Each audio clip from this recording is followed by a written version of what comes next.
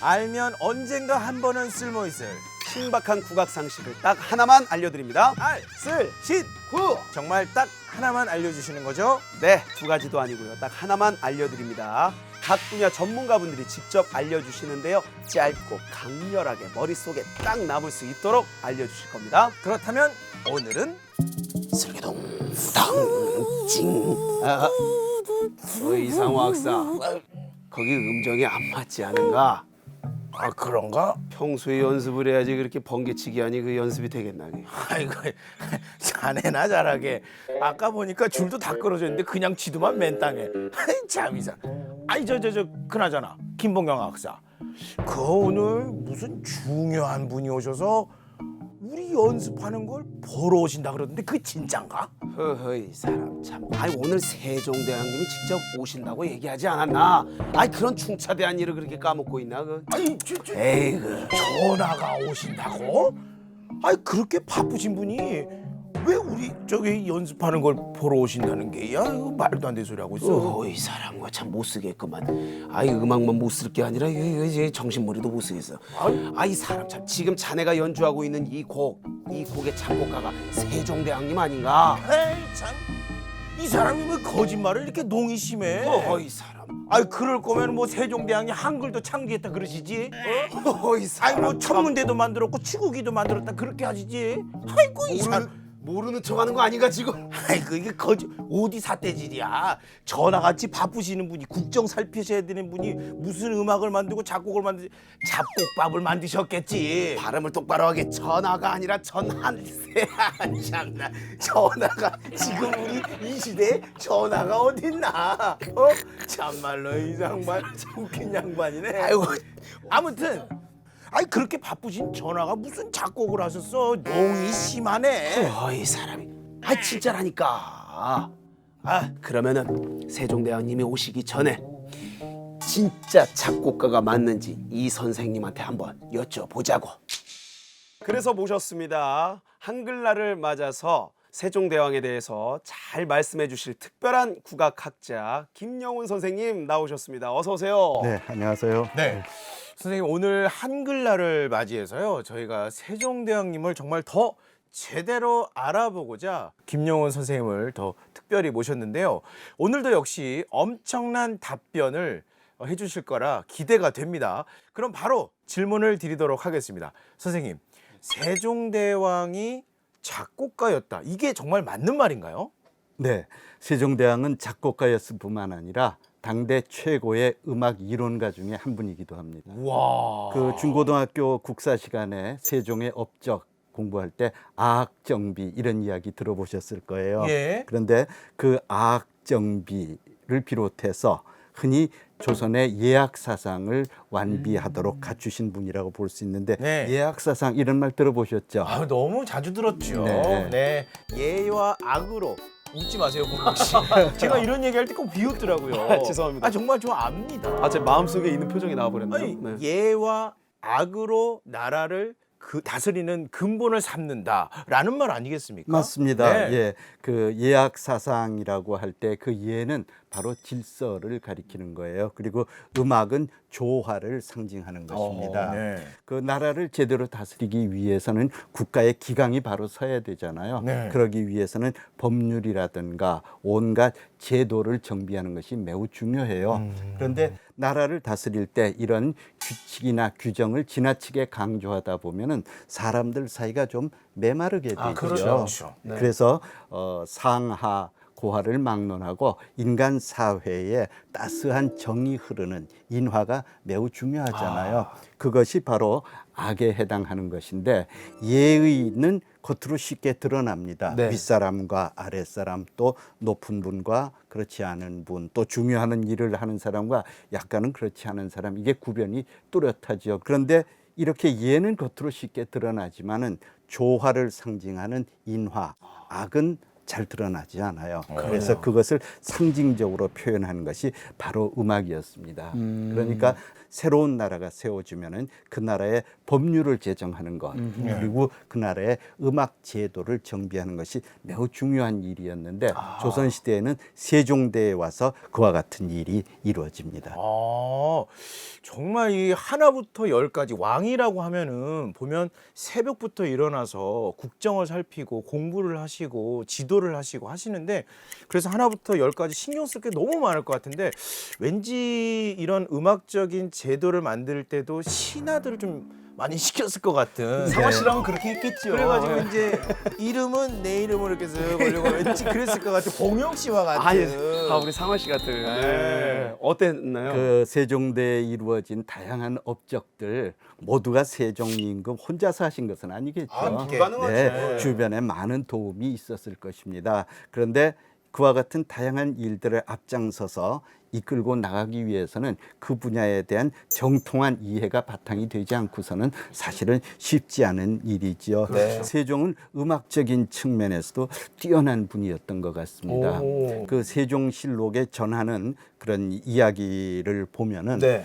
세종 15년 1월 1일자에 기록된 이야기예요. 네. 그때 여러 악기를 새롭게 제작을 했는데 네. 편경 아시죠? 네, 알고 있습니다. 돌을 깎아서 만든 악기인 편경을 임금님 앞에서 시연을 했어요. 아하. 그래서 악기가 잘 만들어졌는지 음을 차례대로 이렇게 쳐가고 있는데 네. 세종 임금이 이칙이라는 음을 딱 들으시고는 갸우뚱 음이 좀 높다고 지적을 하시는 다른 거예요. 신하들은 아무도 뭐 그거에 대해서 얘기하지 네. 않는데. 절대 음감이네요.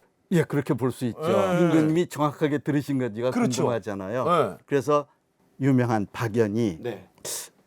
그렇지 않은데요 할 수는 없잖아요. 아, 그렇죠. 임금님 말씀인데 네. 그러니까 속으로 갸우뚱하면서 드디어 세종도 틀렸다. 예. 뭐 하나 잡았다 이렇게 생각했을 수도 있죠. 그래서 악기 가까이 가서 봤더니 설계할 때 요까지 돌을 깎아라라고 표시를 해놓은 먹으로 친 금이 있었는데 그 금이 덜 깎이고 눈에 보이는 거예요. 먹이 남아 있었던 거예요. 예, 그러니까 편경은 두꺼우면은 음이 높거든요. 그래서 목줄이 보이지 않을 때까지 갈아냈으면은 음이 정확하게 맞을 수 있었던 거죠. 그것을 세종 임금이 드러냈다는 거예요. 근데 똑같은 이야기가 세종 31년 기록에도 한 번 더 나옵니다. 아, 그래요? 그러니까 실록 기록은 임금님 자신도 당대에 자신에 관련된 기록을 볼 수 없잖아요. 그쵸. 그럼에도 불구하고 실록에 두 차례나 언급됐다면은 이것은 분명한 사실일 겁니다. 그러고 보면은 아까 말씀하셨지만 세종 임금은 절대 음감의 소유자였다 이렇게 볼 수가 있는 그렇습니다. 거죠. 맞네요. 네, 절대음감 소유자 정말 맞는 것 같고 이 편경이 돌로 만든 사실 악기인데 그 돌의 음을 다 알고 계셨다는 거 이게 정말 놀라운 사실이고 사실 우리 저기 봉영 씨나 제 머리로만 이렇게 해도 음악이 다 나온다는 겁니다. 우린 돌이니까 요걸로 이제 다 나오는 거예요. 그렇지 않습니까, 봉영 씨? 자, 이걸로 성극기 전환하겠고요. 그런데 세종대왕께서 다 직접 작곡도 하셨다는 말씀이시죠? 여러분 조선왕조실록 이야기 많이 들어보셨잖아요. 그런데 그 조선왕조실록에 악보가 많이 들어있다. 쉽게 이해가 잘 안 가시죠? 근데 얘기는 들어봤습니다. 우리나라의 가장 오래된 악보가 네, 세종실록 악보다. 악보. 네, 맞습니다. 네. 세조실록에도 악보가 들어있는데 있죠. 네. 그 세종실록은 보통 임금님들의 실록은 임금님이 통치하기 시작한 1년, 2년, 3년 이렇게 편년체로 쭉 기록을 하고 끝에 부록이 잠깐 실리고 말아요. 네. 그런데 세종실록은 당대에 이루어진 문화적인 업적이 너무나 많기 때문에 뒤에 부록이 굉장히 많습니다. 그 중에 악보 부분이 있어요. 네. 그 악보 중에는 신악이라고 일컬어지는 음악들이 포함이 되어 있는데 네. 그 신악을 작곡하는 곡을 만드는 과정에 대해서 이렇게 기록을 하고 있어요. 임금께서는 음률을 깊이 깨닫고 계셨다. 그래서 신악의 절주, 가락들 이런 것들은 모두 임금이 제정하셨는데 막대기를 가지고 땅을 똑똑 치면서 그걸 리듬의 기준으로 삼아서 하루 저녁에 완성했다. 그래서 대단할 것 같지만 그 하루 저녁이라는 말이 또 우리를 갸우뚱하게 만들어요. 그렇죠. 아무리 뛰어난 작곡가지만 그 많은 음악을 하루 저녁에 다 작곡했다. 이건 약간 좀 의심이 가요. 예, 네, 그렇죠. 예. 그런데 저는 사실 그 표현이 맞을지도 모른다는 생각을 합니다. 그래요? 왜요? 왜냐하면 세종이 작곡한 신학은 기존에 있던 음악을 바탕으로 새로운 음악을 만들었으니까 아하. 요즘 말로 한다면은 편작 편곡, 작곡이 합쳐진 개념이라고 보는 것이죠. 새로운 음악을 만드는 지침이랄까, 방침을 임금이 하루 저녁에 결정했다라는 얘기는 믿을 수도 있다고 저는 생각을 합니다.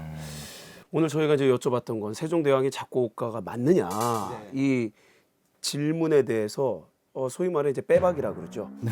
빼도 박도 못하는 사실을 근거로 네. 증명을 해주셨습니다. 네. 자 그렇다면 아마 우리 시청자 여러분들도 지금 궁금하실 거예요. 대체 세종대왕이 만든 음악 우리도 지금 들을 수 있나? 그러니까요. 궁금할 것 같거든요. 네, 음원 사이트에서 들어볼 수 있나? 네, 멜땡이나 뭐 이제 네. 먹땡이나 이 빌보드 그런 하나. 그렇죠. 네. 스트리밍으로 가능한가요? 이게 들을 수 있나요? 네, 들으실 수 있습니다. 오. 600년 전에 만든 음악이기 때문에 네. 그 당시에 작곡한 그대로 우리가 들을 수 있는지는 정확하지는 않아요. 그건 모르죠. 조금 예, 변형될 예. 수도 있다. 네. 예, 다소의 변화는 있을 수 있겠지만 세종이 직접 만든 음악을 지금 우리가 들어볼 수 있어요. 대표적인 음악이 종묘제례악입니다. 종묘제례악은 보태평, 정대업 두 계통의 음악으로 구성이 되는데 이 음악은 세종 때는 회례악 그러니까 국가의 회례연 의식에서 연주하기 위해서 작곡을 했어요. 네. 그렇지만 세종 임금 자신의 마음은 이것을 종묘 제사에 쓰고 싶어 했습니다. 아하. 그런데 세종 당대에는 결정을 못했고 세종 못지않게 추진력과 결단력이 있는 그분의 아드님이죠. 세조 임금. 세조 10년부터 보태평과 정대업을 종묘제례악으로 쓰기 시작했어요. 그리고 그 음악이 지금 우리나라 국가무형문화재 제1호로 지정되어 있습니다. 이호도 그러니까 아니죠? 여러분들은 종묘제례악을 들으시면은 세종이 만든 음악을 직접 들어볼 수가 있습니다. 또 세종이 작곡한 음악 중에 우리가 지금 들어볼 수 있는 음악이 여밀락이라는 곡이에요. 여밀락. 예, 여밀락이라는 말의 뜻은 백성과 더불어 함께 즐기자 이런 의미를 가지고 있는 곡이거든요. 네. 그런데 이 여밀락도 조선 시대 동안 궁중 의식 음악으로 연주되었고 또 조선 중기 이후에는 민간의 풍류방에도 전해져 가지고 풍류객들도 거문우거나 이런 악기로 그 여밀락을 연주했어요. 네. 그래서 지금은 궁중에서 연주되던 여밀락 음악이 세 곡이 전하고 있고 예. 민간은 풍류방에서 연주하던 여밀락이라는 음악도 있으니까 검색하셔서 여밀락 이라는 음악을 들어보시면 아 이것도 세종 때 만들어진 음악이구나 하는 걸 알 수가 있습니다. 세종대왕의 어떤 숨결을 느낄 수 있는 음악들을 우리가 가까이에서 그냥 들을 수 있네요. 네네 그렇습니다. 어허. 그런데 그 세종 임금은 많은 음악을 제정하고 또 직접 작곡도 했지만은 네. 그 종묘 제사에는 세종 때까지는 사실은 악을 연주했어요. 악을 연주했고. 예, 그 악이라는 것은 지금 우리가 사직 제례악이나 문묘 제례악에서 들을 수 있는 네. 중국식 고대 음악이에요. 사실 재미도 좀 떨어지죠. 그렇죠. 예. 근데 그 음악을 제사 때 연주하면서 세종은 늘 이런 마음을 가지고 있어요. 어떤? 우리 조상님들은 네. 살아서는 우리 음악을 들으셨는데 아하. 돌아가시고 난 다음에 제사 지낼 때는 중국식 음악을 듣는 게 이게 합당한 건지 모르겠다. 그러네요, 진짜로. 그래서 기회만 주어지면은 우리 음악으로 제사 음악을 제정하고 싶었는데 그런 의지가 네. 결국은 아드님인 세조 때 완성된다고 본 것이죠. 만약에 이제 세종대왕께서 보태평과 정대업을 네. 곡을 만들지 않았다면 우리의 지금 국가무형문화재 제1호는 다른 음악이었을 수도 있었겠네요. 아니면 중국 음악이 계속 그렇죠. 네, 이어져. 네. 두 가지 변수입니다. 세종께서 보태평 정대업을 만들지 않았다면 네. 또 그 아드님인 세조 때 그것을 종묘 제례악으로 쓰지 결정하지 않았다면 네. 어쩌면은 우리는 그 곡을 지금 못 들어볼 수도 있겠죠. 그래서 한 나라의 왕조가 500년 이상 이어지는 것도 쉬운 일이 아닌데 네. 그 왕조가 존속하는 동안 제사 의식에 사용되던 음악이 거의 변치 않고 500~600년을 이어졌다는 것도 세계적으로는 엄청난 일이거든요. 그래서 유네스코 인류 무형유산으로 우리나라 작품 중에서는 역시 종묘제례악이 맨 처음 등재가 됐었죠. 1호 1만 합니다. 야, 네. 우리 저기 선생님의 말씀을 들어보니까 정말 세종대왕은 음악적인 면에서도 정말 대단한 분이셨다라는 생각이 확 듭니다. 네, 그렇습니다. 그 음악적인 면에서뿐만 아니라 참 앞서도 성군이라는 말씀을 드렸는데 네. 세종대왕의 위대한 점은 그분의 정치 철학에서도 찾을 수가 있습니다. 네. 그런데 그분의 정치 철학이 음악 속에 마치 감추어진 것처럼 그러네요. 담겨 있는데 아까 여밀락에 관한 말씀을 드렸잖아요. 네. 그런데 그 여밀락은 사실은 복례의라는 그 음악에 포함되어 있는 것이에요. 네. 그 복례의는 여밀락, 치화평, 취풍형 이렇게 세 곡의 아주 규모가 큰 음악으로 구성이 되어 있어요. 근데 말들이 다 좀 어렵습니다. 여민락은 설명을 해주셨죠. 네, 네. 백성과 함께라고 네. 말씀하셨는데. 그렇죠. 뒤에는 그건 여밀락은 뭔가요? 백성과 함께 더불어 즐기자라는 뜻이고 네. 치화평은 네. 화평에 이른다. 그러니까 평화를 이룩한다라는 의미예요. 요즘 말로 약간 연결되는 것 번역해 보면. 같은데. 네. 네. 취풍형은요? 취풍형은 풍형, 풍요로움을 함께 누리자 이런 뜻이에요. 그래서 저는 조합하면 어떻게 되죠? 그 세 곡의 제목을 이렇게 연결하면은 백성과 더불어 함께 즐기면서 네. 평화를 이룩하고 풍요를 함께 나눕시다. 이것은 어느 시대, 어느 국가에서나 국가의 통치 이념으로 매우 의미가 있는 그런 주제들인데 이것이 세종 때 작곡된 음악의 제목으로 실록에 담겨져 있어요. 우리 사장님의 그 또 방송을 이끌어가는 철학과도 딱 맞는 거죠. 세종대왕 얘기하다 갑자기 선생님 네. 얘기로 들어가는 거예요? 국민과 더불어 함께 우리 음악으로서 이렇게 평화를 이룬다. 아이고, 뭐 이런 감사합니다. 철학과도 같습니다. 근데 진짜 세종대왕님이 진정한 예술가였다라는 네. 생각이 이 제목만 봐도 네. 정치 철학과 자신의 어떤 사상, 애민 사상까지도 다 넣었네요. 네네. 네. 그래서 앞서 예악 사상을 말씀드릴 때 그 예악에서 악의 역할이 뭔지를 우리가 이야기 나눠봤잖아요. 네네네. 바로 그것이 담겨 있는 것이 세종의 복례의 속에 담겨 있는 여밀락, 치화평, 취풍형이라고 할 수 있습니다. 오늘 정말 백성과 함께 평화를 이루고 풍요를 누리자라는 그 뜻을 곡목 속에 담아 놓으셨다니까 왠지 오늘 정말 보물을 좀 발견했다, 보물을 찾았다라는 좀 생각이 들고요. 오늘 제가 이제 질문을 드렸었잖아요. 세종대왕은 작곡가가 맞나요? 라는 질문을 선생님께 드렸는데 제가 그냥 답을 먼저 내리도록 하겠습니다. 세종대왕은 훌륭한 멋진 작곡가가 맞다라고 제가 결론을 내리고 싶습니다. 네. 뭐 지금까지 계속 그 얘기했었는데 뭐 이제 와서 나 진짜 어쨌든 오늘도 저희의 궁금증을 정말 짧고 강렬하게 명확하게 또 해소를 해주셔서 감사하고요. 자, 선생님 이게 사실 저희가 지금 매주 뵙고 있습니다. 네. 매주 뵙다 보니까 처음엔 사실 약간 좀 어렵기도 하고 그랬었는데 네. 이제는 편안하고요. 아이고. 계속 궁금한 점들을 계속 여쭤보고 싶은 그런 마음까지 듭니다. 네, 고맙습니다. 네, 저희가 또 궁금한 점들이 있을 때 다시 한번 또 연락을 드리도록 하겠습니다. 네. 오늘 나와주셔서 감사합니다. 네.